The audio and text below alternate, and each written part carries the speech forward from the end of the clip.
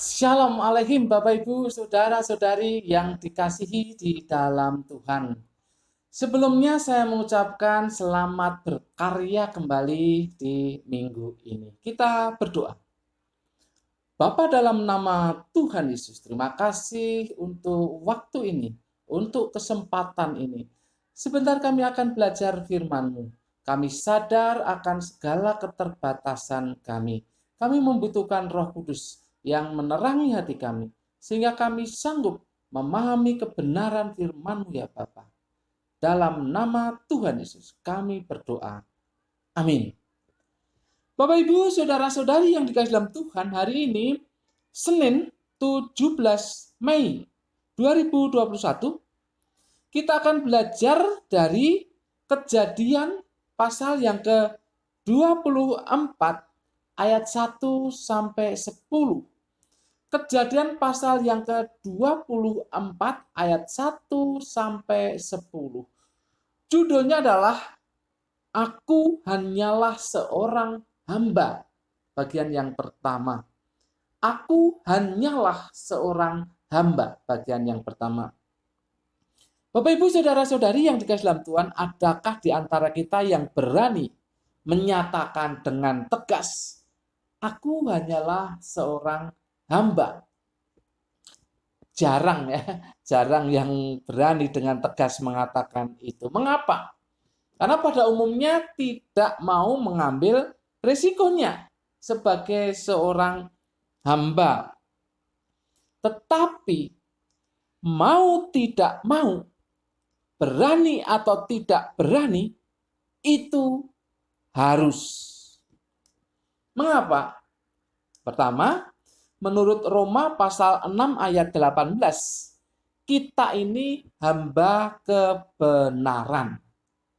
Itu identik dengan Roma pasal 6 ayat 22, yaitu kita adalah hamba Allah. Jadi mau tidak mau, berani tidak berani, kita harus menyatakan bahwa kita hanyalah seorang hamba. Karena memang pada dasarnya kita hamba kebenaran dan hamba Allah. Yang kedua, apalagi kalau kita sudah menyatakan diri, sudah memutuskan untuk menjadi seorang hamba Tuhan, ya harus memberi contoh, harus menjadi pionir untuk mengatakan aku hanyalah seorang hamba. Mau tidak mau harus mengatakan demikian karena sudah memutuskan untuk menjadi hamba Tuhan. Bapak Ibu saudara-saudari yang dikasihi dalam Tuhan, ada beberapa hal yang kita bisa pelajari berkaitan dengan posisi sebagai hamba. Namun kali ini kita hanya belajar satu saja, yakni seorang hamba adalah seorang yang setia dan taat pada tuannya. Seorang hamba adalah orang yang setia dan taat pada tuannya. Bapak Ibu saudara-saudari yang dikasihi dalam Tuhan, Kejadian pasal 24 ini berkisah tentang hamba. Di dalamnya yang paling pokok atau utama ini adalah kerja hamba. Hamba yang paling tua itu dikatakan di ayat yang kedua, perhatikan.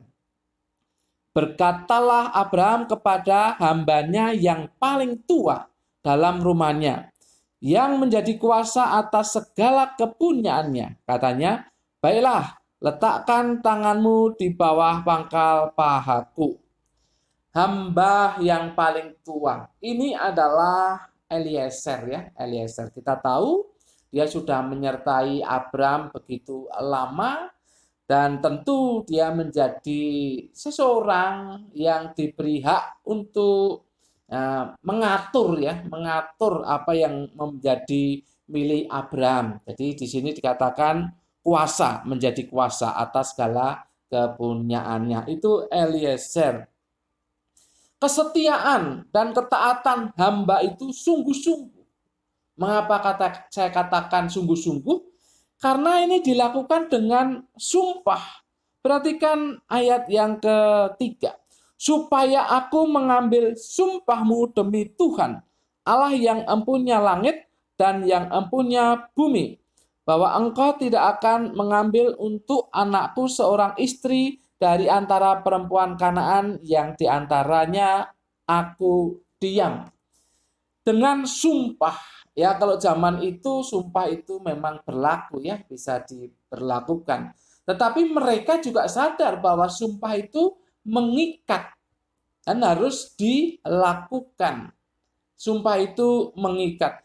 Maka ketika Eliezer itu mengambil sumpah atau bersumpah di hadapan Abram, maka itu mengikat dirinya. Jadi mau tidak mau dia harus setia dan taat. Setia dan taat. Dan selanjutnya memang kita tahu bahwa kesetiaan dan ketaatan ini memang diwujudkan. Diwujudkan. Perhatikan, ini berkaitan dengan mengambil istri untuk anak tuannya. Bapak Ibu, saudara-saudari yang dikasihi dalam Tuhan, Eliezer hamba itu harus setia dan taat. Jadi dia harus mengambil istri bagi anak tuannya sesuai dengan kemauan tuannya. Kita baca ayat yang ketiga dan keempat ya, ketiga sekali lagi dan juga keempat. Supaya aku mengambil sumpahmu demi Tuhan, Allah yang empunya langit dan yang empunya bumi, bahwa engkau tidak akan mengambil untuk anakku seorang istri dari antara perempuan Kanaan yang di antaranya aku diam. Ayat 4, tetapi engkau harus pergi ke negeriku dan kepada sanak saudaraku untuk mengambil seorang istri bagi Ishak anakku. Istri yang dirindukan, yang dimaui oleh Abram untuk anaknya adalah bukan perempuan Kanaan. Bukan perempuan Kanaan. Perempuan Kanaan memang ya tentu ya ada yang menarik lah ya, yang cantik dan seterusnya. Tetapi mereka tergolong dari bangsa yang boleh dikatakan lah penyembah berhala yang totok gitu ya. Ya memang adanya penyembahan berhala gitu. Maka Abraham tidak mau supaya anaknya jangan diambilkan istri dari perempuan Kanaan, tetapi dari perempuan sanak saudaranya itu adalah yang sudah bersama-sama Abraham begitu lama. Dan kemudian Abraham meninggalkan mereka dan masuk lebih dalam ke tanah Kanaan itu. Bukan hanya itu. Bukan hanya perempuan yang bukan dari Kanaan, tetapi juga perempuan yang dari sanak saudaranya, tetapi juga bukan perempuan yang diperhatikan dari tanah di mana pada saat itu Abraham keluar.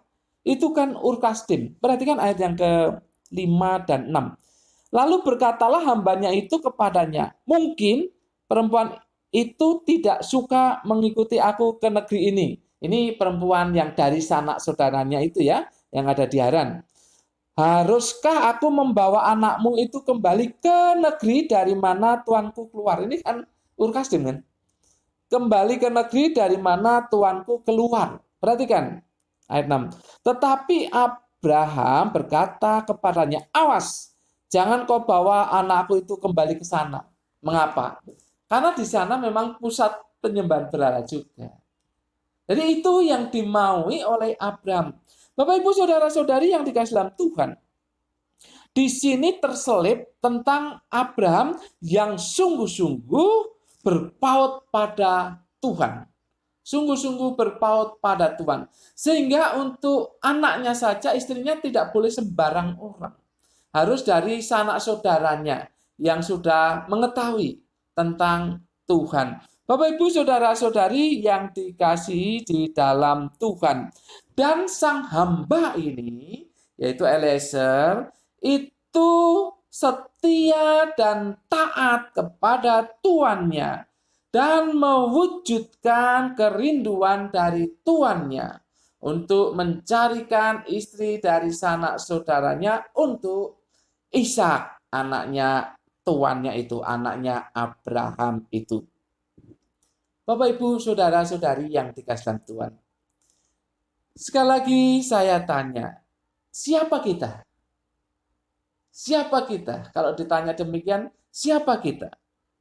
Kalau sesuai dengan konteks pembahasan saat ini adalah, kita ini adalah hamba. Kita ini adalah hamba. Siapa kita? Kita adalah hamba. Oleh sebab itu, sebagai hamba, mari kita setia kepada Tuhan kita, yaitu Tuhan. Sebagai hamba, kita harus setia kepada Tuhan kita, yaitu Tuhan. Kita harus tetap berpaut kepada Tuhan kita, yaitu Tuhan. Kita harus mengikuti apa yang dirindukan oleh Tuhan kita, yaitu Tuhan. Sebagai hamba, mari kita taat kepada Tuhan kita, yaitu Tuhan. Kita harus menjalankan apa yang diperintahkan oleh Tuhan kita, yaitu Tuhan. Jangan semau gue. Jangan semau gue. Apalagi yang namanya hamba Tuhan. Hamba Tuhan. Ya jangan jadi tuan. Namanya hamba kok jadi tuan. Menjadi hamba Tuhan kok inginnya dijunjung tinggi, dipuji-puji, dikasih uang yang banyak, gaji yang besar, fasilitas yang wah, ya, mobil-mobil yang wah. Lah kita ini hamba. Ngomong sendiri, mutuskan sendiri hamba. Kok maunya jadi tuan? Ini kan aneh, ya aneh. Inginnya terkenal dengan memasang label-label yang kebarat-baratan di depan namanya. Kita ini kan hamba. Hamba. Jadi kalau kita memutuskan untuk menjadi hamba Tuhan, ya jadilah hamba.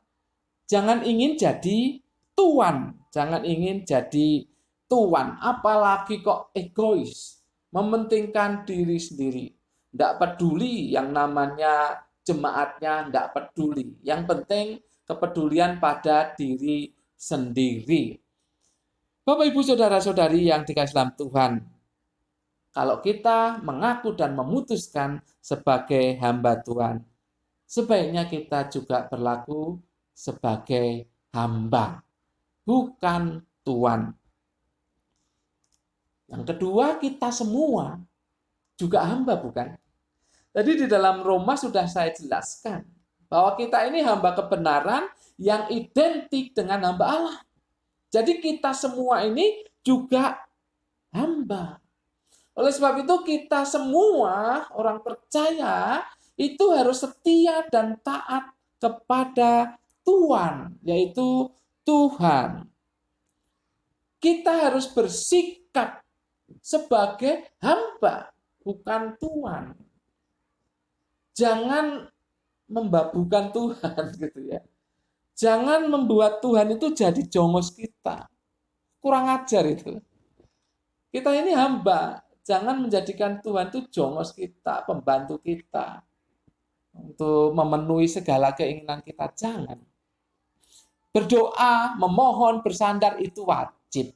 Tapi motivasi di dalam diri kita bukanlah menyuruh-nyuruh Tuhan untuk membuat mukjizat sesuai dengan keinginan kita. Melakukan perbuatan ajaibnya sesuai dengan keinginan kita. Biarlah kita serahkan kepada Dia, karena Dia Tuhan kita. Kalau ada iman, ada keadaan mendesak, dan memang waktu Dia, pasti terjadi mukjizat dalam kehidupan Anda dan saya. Yakin saja. Tetapi hati kita, diri kita jangan menyuruh-nyuruh Tuhan sesuai dengan keinginan kita. Kita hanyalah hamba. Justru kita harus melakukan apa yang disuruh-suruhkan oleh Tuhan. Bapak, Ibu, saudara-saudari yang dikasihi dalam Tuhan, Anda dan saya hanyalah seorang hamba. Jadi Anda dan saya harus setia dan taat kepada Tuhan kita, yaitu Tuhan. Amin. Mari kita berdoa. Bapa, dalam nama Tuhan Yesus, terima kasih untuk pembelajaran firman Tuhan kali ini. Kami bersyukur Roh Kudus sudah menolong kami untuk memahaminya. Kiranya Roh Kudus juga menolong kami untuk melakukannya. Dalam nama Tuhan Yesus, kami berdoa dan mengucap syukur. Semua yang percaya katakan amin. Tuhan memberkati Bapak, Ibu, Saudara-saudari senantiasa